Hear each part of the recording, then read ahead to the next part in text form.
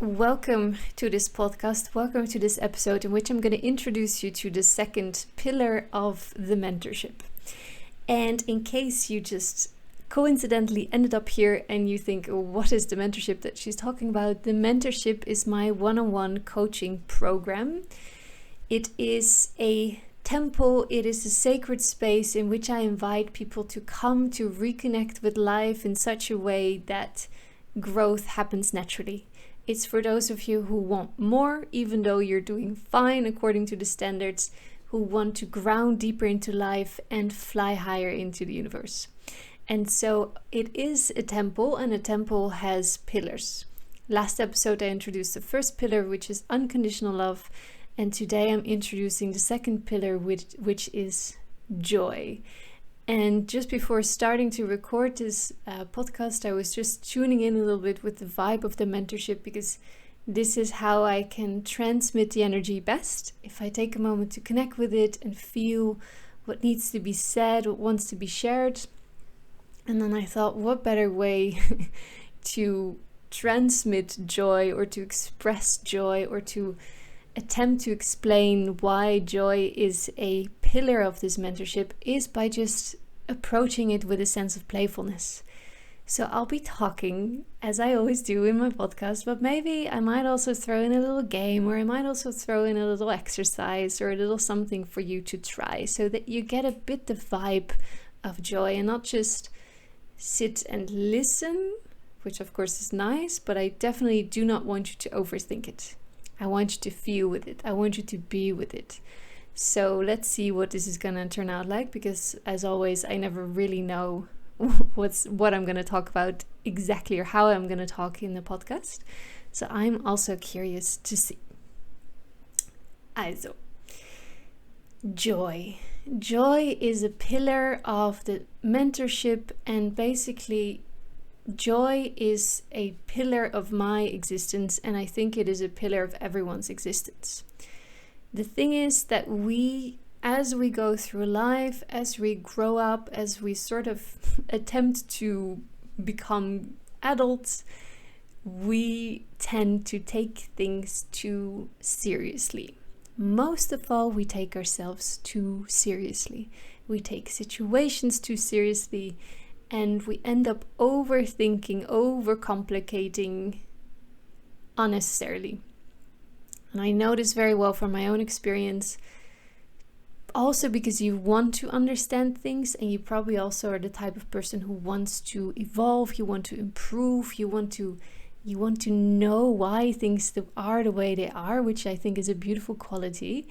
But if this quality gets the overhand, if it gets out of balance, you tend to overanalyze, you tend to overthink things, and this is just the biggest joy leech on the planet. Your own mind is the best party pooper on the planet, and I'm sure you completely recognize yourself in this as well.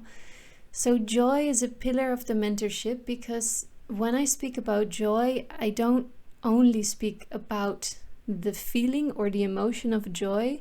To me, joy is just a big bubble or a big field on its own that encompasses so many more things than just joy.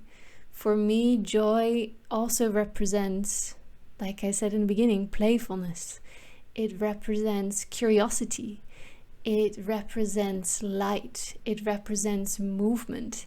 It represents willingness as well. And with that comes bravery. And these are if I can say so, the most important energies or qualities that you could possibly have, if indeed it matters to you that in life you evolve, you grow, you learn, then these things are so incredibly important. Willingness, curiosity, playfulness, joy, movement, because this is what's going to get you to the next step, to the next level, in a way that is not overcomplicated, in a way that's not unnecessarily heavy. And to me, joy, when I tune in with the feeling of a joy, I just get this sense of really a sense of simplicity. This sense of the feeling that you probably, you know it, but maybe you forgot a little bit about it, or maybe you got a bit disconnected from it. But the easiest way to reconnect with this feeling again is to think about the things that you loved to do as a child. Here we go. Exercise number 1. Take a moment, maybe if you need to put pause on this podcast, and write down for yourself, what are the things that I loved to do as a child? Could be, I'll just give my own examples, climbing trees, being in the garden. I loved playing, pretending that I had a little shop. I also loved playing school with my teddy bears. I would put them next to each other on my bed and then teach them stuff. And then I would also be some sort of school psychologist because my teddy bears had like issues that I wanted to help them with. This is something that I enjoyed doing. And I really loved drawing, and I remember on like a Sunday afternoon being at home, drinking a cup of tea, and just completely zoom out of everything and actually zoom into making a drawing or coloring something. I loved being with pets. I used to have a hamster, that was my first pet. After that, some rabbits and a cat, and now I have a dog. But these are the memories that I have of feeling joyful. I also very much enjoyed playing quite rough. I was in judo class as I was younger, and I was quite strong actually, and quite petite, so I was always underestimated, which was great because then I could surprise them and just throw them on the ground. Really loved that as well. And I really like to play rough actually, because I think for me it was like an outlet of energy, and as a sensitive little creature, I absorb and I see a lot. So also as a child I would absorb and see a lot of energy. And playing rough wrestling, judo would really be an outlet to let go of that energy, and it would make me feel physically tired, which I enjoyed. Another thing that I remember is that I as a kid, apparently my mom told me this later, every now and then I would tell her I really need to scream, and she would be, that's okay, just wait till we're home. And for me, screaming was also a way of letting go of energy. And I mean, I think it's still a really good idea to every now and then just completely burst out and scream. Right now it's more, or in the last, as I got older, I guess it transformed more into singing, using my voice as a way to express and to express and release emotion. So what I really love about this exercise is when you think back of the things that you enjoyed doing as a child, it is very much possible to reconnect again with the feeling of how you felt when you were doing those things. The excitement, the adventure, or the complete relaxation, or the complete surrender. And I can guarantee you that each and every one of these answers, no matter who writes them down, are connected with a sense of being in the moment. These situations were connected with the feeling of being in the moment. When you were doing those things, and when you were a child, you probably didn't realize, oh, right now I'm so in the moment, it's so wonderful. This is something that you now understand because you're very often not in the moment. And you get that actually when I was doing those things, I wasn't thinking about it. I wasn't thinking about how good this was for me, how good it felt, or why it made me feel joyful. It just did. You were just there.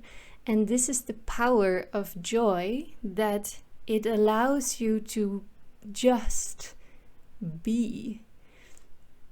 And I always find this so interesting, because just being is theoretically the easiest thing for us to do, and somehow it feels like it's the hardest thing, because there's thoughts and there's opinions and there's blah and there's an ego and there's blah blah blah blah.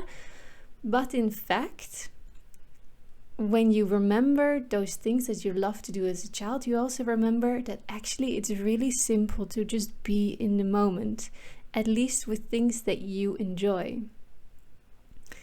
And so when you write those things down, or you've written them down, things that you love to do, there's a few things that you can do with this list now. One is that I really invite you to connect again with that feeling of joy. The other thing is that you can take a look and see what are elements in those things that I like to do that I can implement in my life now. If you feel that you're lacking some joy, take a look at that list and see what was I doing and how can I translate that to my life now. For example, did you love to draw? How can you bring creativity back? If you love being in the forest, how can you bring nature back? Things like that. If you loved to be a teacher for your teddy bears, how can you bring that element of teaching back in your life? Inviting joy back in your life.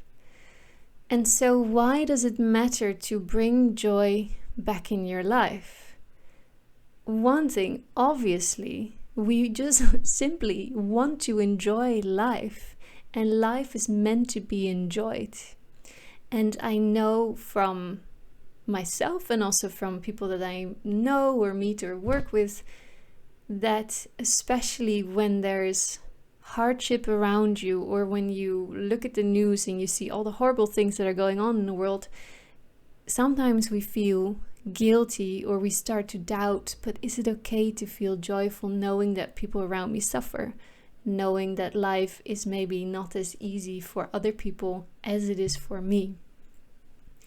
And I really want you to understand is that there is no limit on how joyful you can be. There's no limit on how joyful you are allowed to be. There is no reason for you to feel less joyful simply because you see other people not being joyful. And most importantly, you are responsible, and only you are responsible for your joy.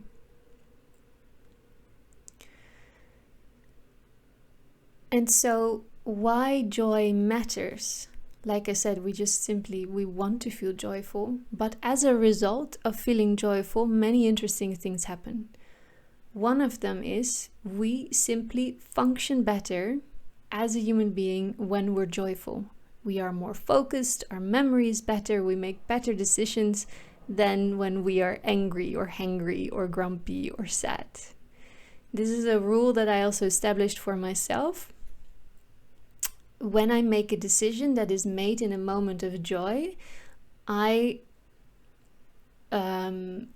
promise myself, promise probably the best word, I promise myself to stick with it, knowing that since I am a human being and there are different emotions on the spectrum, I'm gonna at one point have a different sensation than joy, and most likely in those moments I will doubt my decision because I'm tired, or because I'm sad, or there's some insecurity, or there's just mind doing mind thing. I know that those moments will come, and so I dedicate myself, that's a better word than promise, I dedicate myself to the decision I made in a moment of joy, because I know that I function best in joy, and that decision will be better in terms of more aligned than a decision that I make in a moment of anger, sadness, or feeling lack. Moreover, being in joy, and it's so funny because today I saw this quote. I knew that today I was going to talk about joy. I opened my Instagram and there was this quote actually that I've never seen before from Rumi, that said, when you do things from your soul, you feel a river moving in you, a joy. And this for me is the essence of it. When you are in joy, you are able to connect with your intuition, and the other way around as well. Intuition will lead to joy. Maybe not immediately. Sometimes we need to go through some things that our intuition is guiding us towards. But to me, intuition and joy are inseparable and almost interchangeable. And so I love asking the question, what brings you joy? So here we go, exercise number 2. The first one was what brought you joy as you were a child. And now look at your life right now. What brings you joy? And make a list, and I want you to write down at least 10 things. And these 10 things can be as big as you want or as small as you want. It can be as big as I enjoy traveling the world, or it can be as small as drinking a tea in the morning. So if you need to, you can put pause again on this podcast and write down a minimum of 10 things. If you have more, great, just put it out there, of things that bring you joy. And so this is a question that I literally ask all my clients, that I asked myself in a very crucial point in my life and in my business a couple of years ago, where I was just feeling sort of lost. I was doing coaching well, but in a way that I wasn't really sure. I wasn't really sure about it. And basically by asking myself the question, what do I enjoy? I realized how I wanted to change my business, how I wanted to coach instead. I wrote things down as simple as dancing, eating, dogs, going with the flow, and a bunch of other things. And as a result, I got a dog, which is great because she brings me so much joy and movement and life and love. I decided to create and then host dance meditation sessions, which were absolutely fabulous and had a great impact actually. And I decided to trust my intuition better in sessions and go with the flow, and eventually, slowly over the couple of years, it became a lot more energetic work than how I allowed myself to do it before. So by simply asking myself the question, what brings me joy, I could then change the way I was living, working, making decisions, taking actions in such a way that they were more aligned with me, my desires, and my inner desire for growth. Because it led to growth in my business, it led to growth in my personal life, it led to growth in various different aspects, simply because I asked myself, what brings me joy? And this is such a powerful question that should not be underestimated, because it's a lot bigger than you probably first think it is. Now, as I said in the beginning, for me, joy is not only about the feeling of joy. For me, joy is an energy that also connects or encompasses or involves, is involved with willingness, with curiosity, with a sense of adventure, playfulness. And these are the traits, these are the energies that are going to help you move through life, I would almost say effortlessly. And I don't mean effortlessly in the sense that from now on everything's going to be a smooth ride and nothing is ever going to be uncomfortable again. No, instead I mean you'll be able to ride the waves. You'll be able to handle the uncomfortableness. You'll be able to see the joy in everything. Because when you are someone, and I know you are because otherwise you wouldn't be listening to this podcast, you are someone who wants more in life, who wants to evolve. Someone who feels that deep down the deepest longing of your soul is growth. It wants to expand as a being. And so what that means is that you cannot stay put. You cannot stay in the same situation where you are right now. If you would try to stay put, first of all, you would be working against life. Minor detail. Because the very nature of life is that it's always moving, it's ever changing. And if you don't believe me, just take a look at the nearest plant or tree or flower you can find. It's never the same. You can even look at your body, it's never the same.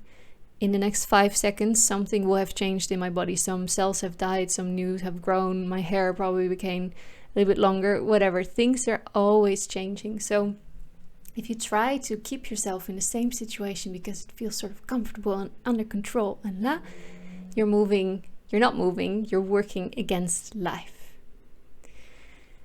So when you understand that actually you want growth, because this is the innate desire, as I said, this is what every soul deep down inside is longing for, expansion. Once you realize that and you accept that, there's two ways to go about it. Either you're like, okay, here we go.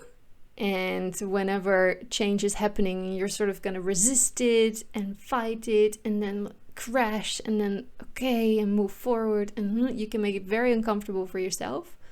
Or you can approach it with a sense of adventure. And this is my favorite thing. To see that a change is happening, or to realize that a change needs to happen in the sense that I need to, let's be very drastic about it, I need to quit my job, or I need to move, or I need to step out of this relationship, or whatever change you feel is coming, to approach it with a sense of adventure and say like, I have no idea what it's going to look like on the other side, but I am willing, I am curious, and this is going to be an adventure for the greater good. And this is so much lighter than the approach of wrestling, fighting, pushing. This must happen. It must work out like that. If it doesn't work out, then I'm going to die and crash. And sort of this tension and this friction that we create with our mind, because the mind wants control. Instead, if we allow life to unfold and we approach it as an adventure, I don't know what's on the other side, but my intuition tells me that I should move in that direction. And thus I trust it, and I am willing to greet and accept the discomfort that lies on this way, because most of the time change, growth comes with discomfort. It's just that we have been so conditioned also and so trained to see discomfort as something bad, to see discomfort as a sign of, this means I shouldn't be doing it. It feels uncomfortable, so I shouldn't do it. And this is something that I really want you to understand also. There is a difference. Sometimes it's subtle, but I really want you to become able to see the difference between this is uncomfortable and it feels wrong. When I think about doing this, it just feels like a no. My body says no. Or when I think about doing this, or rather I visualize doing this, and there's another little exercise that I want to share actually.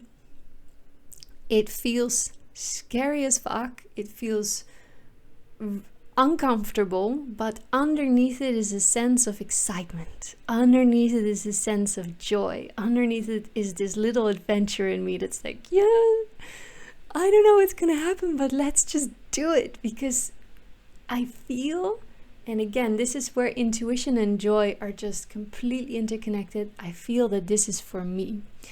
And again, when you go that path, it doesn't mean that then everything is going to be easy or comfortable. It just means that you have eliminated unnecessary obstacles for yourself, because you are attuned and aligned with your intuition. You know that whatever it is that intuition, spirit, life, whatever name you want to call it, whatever it is guiding you towards is for your greater good. Because like I said, life in its essence wants growth. And again, my favorite example is nature. If you just look at a seed that is planted in the ground, all it wants is to sprout. All it wants is to grow. It needs some water, it needs some sunshine, it definitely needs some care, but the only urge that it has is to grow and to blossom. And in that comparison, we are really no different from that little flower or that tree. In us is the exact same of life. It's just that around this life we have a different body and we have a brain and we have hormones and what else that make it a different kind of situation. But within you, the exact same life is wanting to sprout, to grow, and to blossom. So when you follow this intuition, you know you can trust that no matter where it's guiding you towards, it will lead you to growth. It will lead you to blossom.